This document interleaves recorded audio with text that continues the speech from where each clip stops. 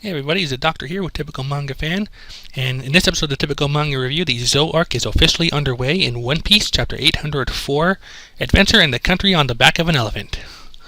And we open up with a nice little arc cover here is the three brothers, Luffy, Sabo, and Ace, playing baseball in a sandlot, with a Lapin acting as umpire. Yep. You can clearly tell that Japan loves their baseball.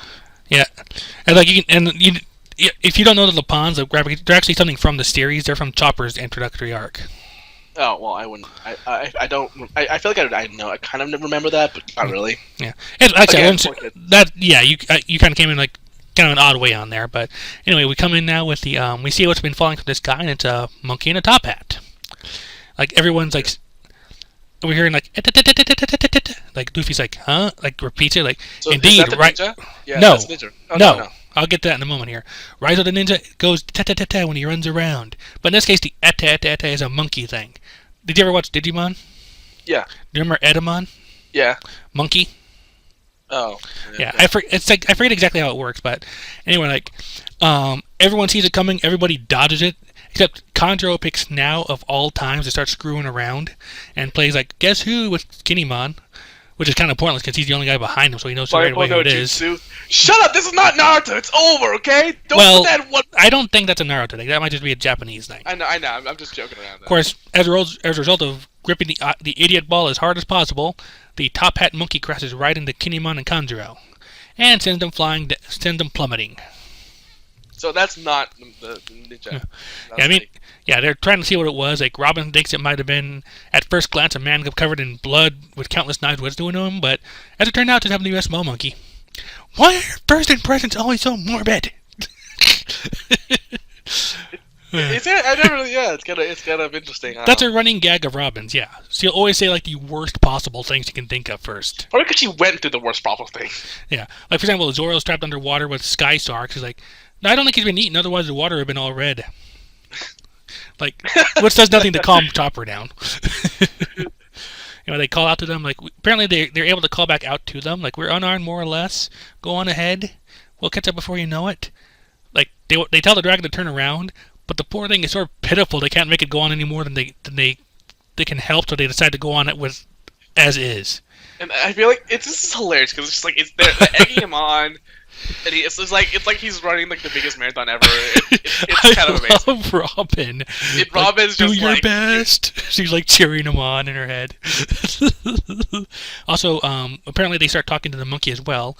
Unauthorized in the country will not be permitted. Hurry and go. Okay, before I want to go on, there was something I forgot to mention a long time ago, a few weeks ago, where a lot of people they think that Nico, Robin, and Dragon have a thing. Because obviously Nico Robin's like, oh look, dragons, and, dragon. And then when they were talking about, when Koala was talking to Monkey D. Dragon, she was trying to tell him about Luffy and Sabo. He's like, no, how's Robin? How's Robin? So people are like, oh, why is he talking about Robin? Why is Robin always thinking about dragons? Oh, is that like a thing? And I'm just like, well, I don't think it's a thing because I don't think we've really seen Robin even mention dragon yet. No, but that's what I'm saying is, well, she thinks. Well, now because of the dragon. Yeah, but I think now I can almost see it the way she's cheering on this particular dragon, but that's not really here nor there. I feel like that's a coincidence. I feel like that's it probably is because in this case they just went dragon for other reasons, like the samurai chose a dragon. Yeah, because I think she did think about dragon, but one time when she was thinking about why Bartholomew Kuma was just did the pacifist thing, and she was thinking about how dragon actually told her or something like that. Which I don't know why she didn't tell everyone, but okay. I know she's been told her like none of them really talked about what they've done during the time skip except maybe Usopp. Yeah, but a lot of people in the comment section were just making a lot of jokes about how Nico Robin might have a thing for and same thing for Dragon and same thing for Dragon maybe it's just a thing maybe it's just a thing for dragons in general. I don't like it. I don't like that pairing because it just feels weird. Yeah, I know Robin is the oldest of them, but it just feels a little weird. Yep. Especially, I mean, how old is Dragon? Dragon is probably in his 40s. Nico Robin's 31. Now, I remember a theory a while back, around the time of Enies Lobby. Yeah. I think people were wondering, like, we knew who Robin's mother was, but we didn't know anything about who her father was, other than he was also from Ohara. Maybe that's Dragon. I don't know. I think at the time, some people thought it might have been Roger, Though there's plenty of against, mostly because Roger seemed to know the language of the poneglyphs. Yeah. As well, though we know that there's nothing to that.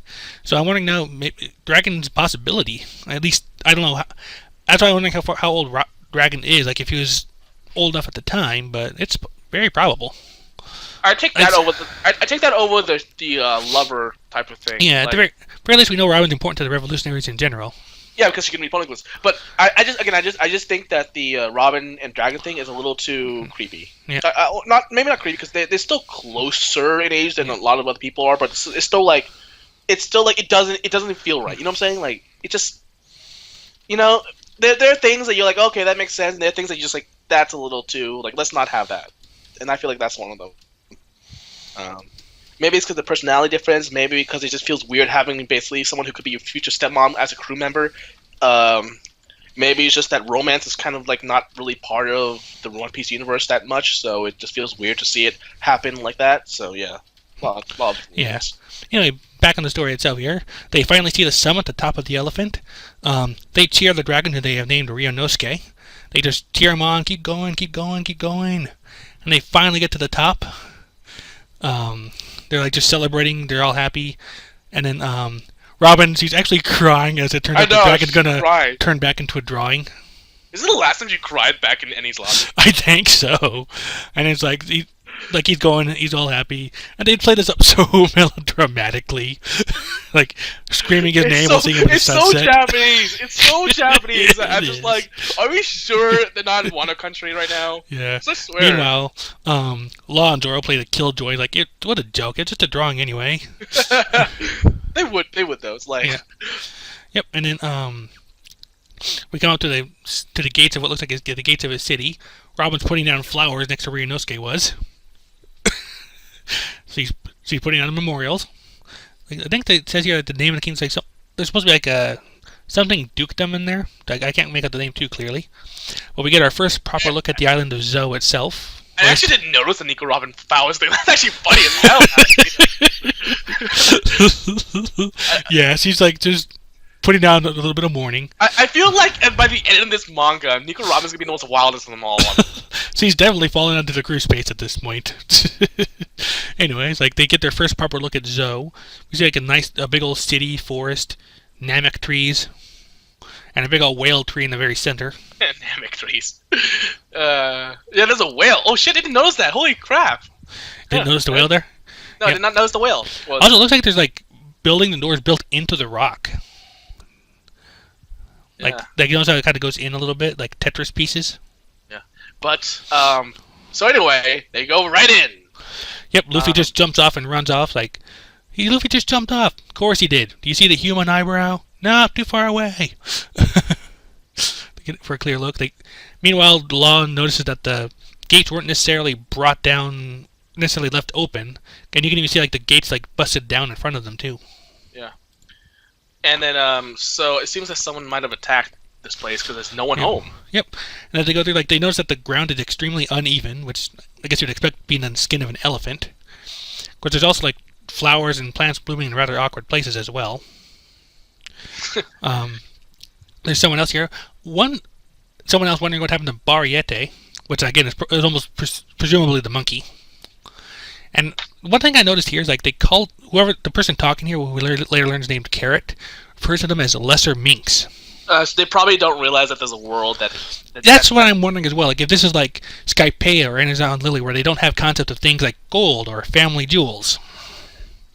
Yeah, so they probably think like anyone who doesn't look like them is basically still a mink, but just like a lesser mink. So, like, or because they're hairless, for example, they aren't furry minks. Yeah. Anyway, like they run into town. Like Luffy's like, it's a complete mess. Like he calls out everybody: Sanji, Nami, Chopper, Brook, Gas, whatever your name is, you two. Of course, Manga Stream, there is a mistranslation here, real quick, because I was following this Arlong Park right off the bat. Like, in this case, Frankie is saying that there is the smell of gunpowder and gas in the area, which means that there's been some kind of action going on. Yeah, okay. And like Usopp's got a bad feeling about this, because why can't we ever explore someplace peaceful that doesn't make my skin crawl? Because you're part of the Straw Hat Pirates, and they go to the most dangerous places every single time. Well, have you not gone this already? Yep. And this is at this point that what looks to be a bunny girl attacks him with a claw glove, it looks like. So he manages to jump ahead of Zoro's slash, so he misses. But they're also able to block to attack, and actually I didn't notice it till just now, but it looks like the glove almost is like electrified or something. Yeah, but it actually manages to like wait off Zoro, which is really amazing because remember what he did to Kiro, Pika, who was like a giant freaking Pikachu, which is about the same pitch Pika spoke at. I know, really, right? Yeah. Anyway, at this point we had our last page here where a mink woman is calling Carrot to halt. She's also riding a giant crocodile or alligator of some kind. Leave them be. We need to deal with the intruders in the whale's forest. The first thing they noticed, talking animals. The second thing they notice is that the one that came in last is apparently wearing Nami's clothing. Well, specifically her bra. Oh no, her pants too, because those little circle things on the legs. Oh yeah. But yeah, okay. If the phone is gonna come out now, because you got a mink with boobs, and the last time that happened was Animaniacs. Yep. I wonder if her name will actually end up being Minerva. Probably not, though, just for the simple fact that already I can already see that everyone's name is going to be a pun on their animal. Yeah. We got Mariette the monkey. We already went over that. Carrot the bunny. Yeah. But that means they're not really all minks. They're... Yeah, mink is just kind of like a catch-all term. Yeah. But regardless, so yeah, Nami's clothes are actually... Oh, well, Nami's bra and pants, but most specifically her bra, is actually a plot device now. Who would have expected that? As opposed to just a plot carrier. Bravo. Anyway, yeah, so that's where we are right now on that. So we got our first proper chapter on the island of Zo and the country that they're in right now. Things are building up pretty quickly, actually. Like I said, we got our first view of 3 different mink people in one shot. My question is, how are they going to one-up Dressrosa? How are they going to, come? How's it going to, come after? How's it going to, keep our attention and our excitement right after Doflamingo? On that note, I think what we're going to be experiencing is like I've seen a lot of people referring to Dressrosa not unjustifiably as Alabasta Mark II. So you could be looking at Skypea Mark II, like isolated place high in the air with indigenous people and a ruined civilization. Or ancient civilization of some kind. In fact, I think even on the One Piece podcast, they know that there were devil fruits in Dressrosa that were like souped up versions of stuff we saw in during the Baroque Works arcs. Oh, so we're gonna see someone like Eneru who came after So Crocodile. Yeah. Actually, you know what? Actually, kind of a side note there. If I'm remembering right, I think Eneru was the only devil fruit user in all of Skypea. Oh no, wait, the horse. And the horse. And the horse. And the Pegasus. Isn't Eneru technically speaking one of the most powerful devil fruit users ever? Definitely among them. I think we know now that he's not nearly as powerful as he himself would think he is compared to the hockey users and such around. Yeah, but he's definitely up there in the guard. Well, he can use hockey, I know that, but it's kind of like I feel like as far as we know, he only has observation hockey. Yeah, but still helpful. But and I think it's souped up by his lightning, so yeah. But I think the thing is that his lightning is obviously not really blockable in a sense because it's so fast. And the fact that Luffy, he basically got lucky, but sometimes you need that. Yeah, he faced the one guy who wasn't immune to his power. Yeah. Just like Perona and Usopp later. I love that. Yeah. So anyway, the thing about... Okay, so you mentioned that the last time we saw Nami, she wasn't wearing these clothes. No, like I said, it was like chapter, what was it, 800 something or other, 801 or 800.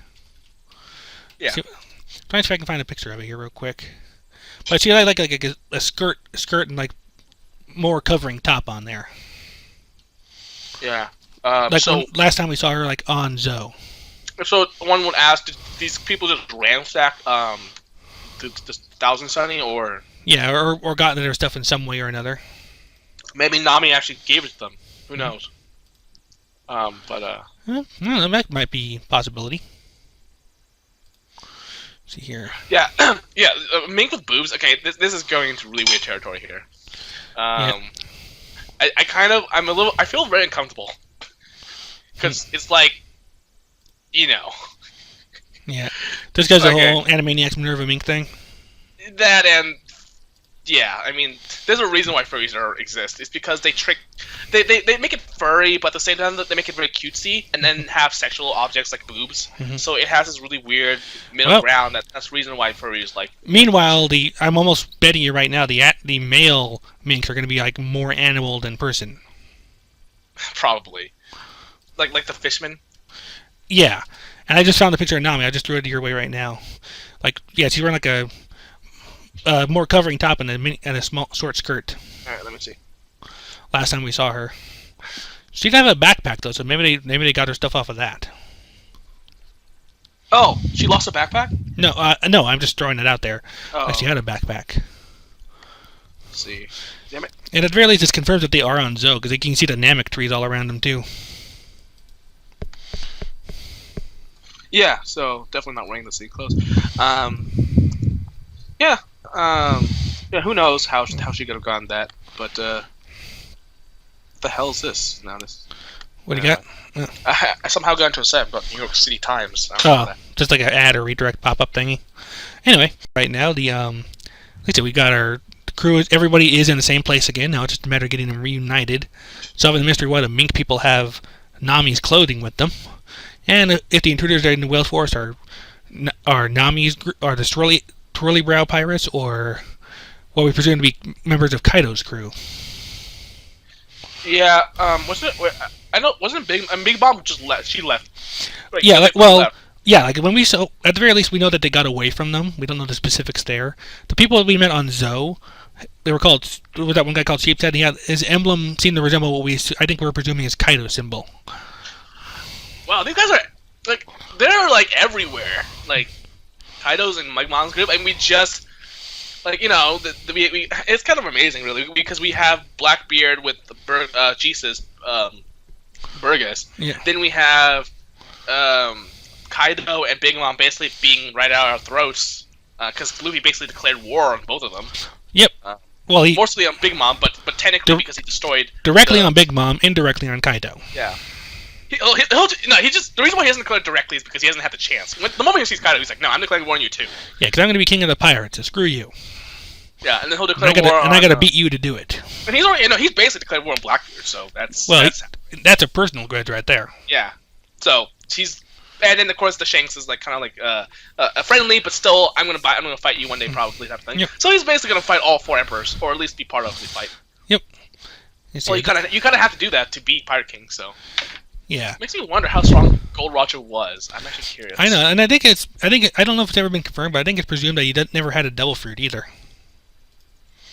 So I kind of guessed that. Yeah. That's always been the idea on there, at least. At least he's never done anything or said anything. It's just he had some kind of power. The power of sheer luck. Who knows? Yeah. It'd be kind of funny if he actually did end up having the. I kind of hope he didn't, but if he did have a devil fruit, it'd be kind of funny if he had the gum fruit. Yeah, that's a little too much. Like, the Straw Hat's good enough to have a passing down the torch type. Exactly, that'd be too much on there. Yeah. I mean, but at the same time, it would almost make sense in a way, because like maybe Shanks went after it for the same reason Sabo went after the flame fruit. Okay, I buy it. I buy it, but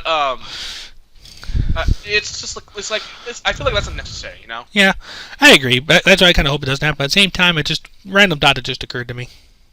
I mean, young Gold Roger looks exactly like Luffy, so it's a little like let's have a little difference here. Yeah. All right. Yeah. So it also would make a nice little parallel between Roger and Ace, though. So I don't know. Like, because they both died, their devil fruit ran up and being collected by someone close to them for use later. I don't know. Like I said, that's just random. I don't think it's very likely. It's just, that's interesting. But yeah. Anyway, so I think at this point we're good to go. That's been a review of Bleach 804, Adventure in the Country on the Back of an Elephant. With that, and with the Adventure in the blank title, the Zoe arc is officially well and truly underway. Yep. All right, so go ahead and take us away. Bye.